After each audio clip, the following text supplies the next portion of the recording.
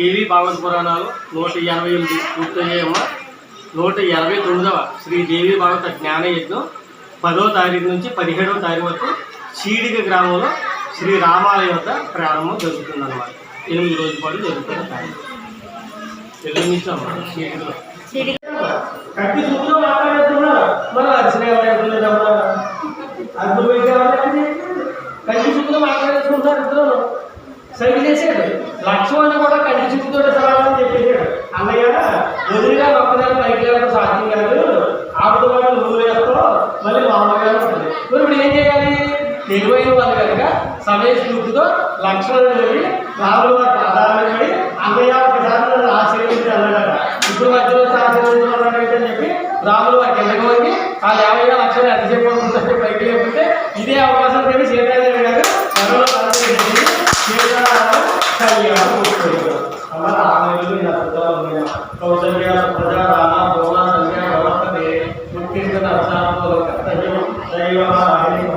ఈ శ్లోక ఎక్కడ పెట్టారు?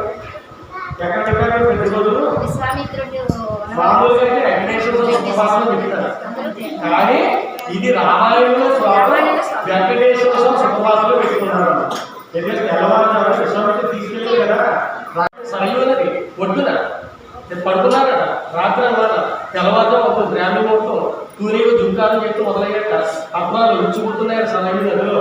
అక్కడ తెల్లవారు పసిపిల్లలు తప్పసాలలో పడుకున్నారు. పిల్లలు పక్కన పడుకుంటారా? పక్కన దొరికిపోతారు కదా. రాముడు ఒక పక్క లక్ష్మణుడు ఒక పక్క దొరికిపోయారు. ఈయన బంగారు సాయ ఆయన నీల వేసాడు.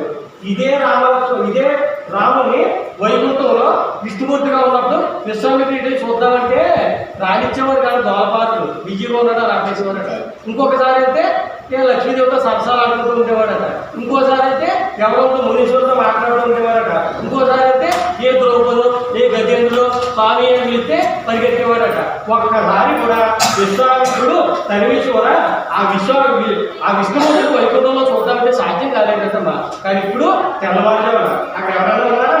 ద్వారపాలకులు లేరు, భక్తులు లేరు, ఋషులు లేరు, ఎవరు లేరు.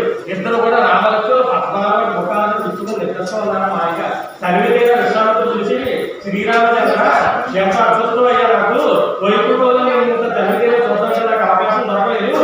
ఈ రోజు తెల్లవారుజామున తరివిన వృత్తులో ఈ పద్మాలు ముఖాన్ని తరివితేగా చూసే భాగ్యంగా లభించింది.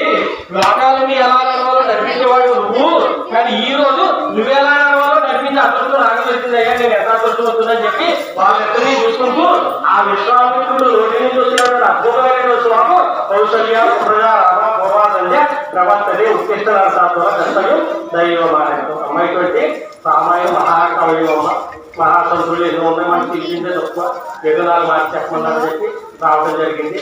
ఎప్పుడైనా ప్రశాంతంగా ఉంటేమో బాగా చెప్పుకోవడానికి ఉంటుంది ఏమో. అందరూ లేకుండా చూసుకోవాలి. మీరు ట్యాక్స్లో ఉన్నారు, మీరు ట్యాక్స్లో ఉన్నారు, వాళ్ళు ఇంకా ట్యాక్స్లో ఉన్నారు. రైతుల్లో అందరికి పూర్తి చేస్తున్నామా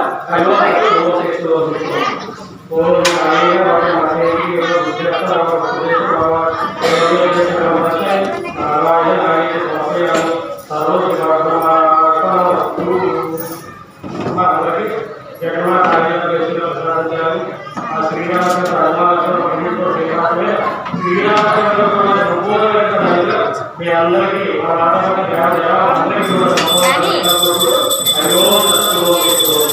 జై శ్రీరామ్ జై శ్రీరామ్ జై శ్రీరామ్.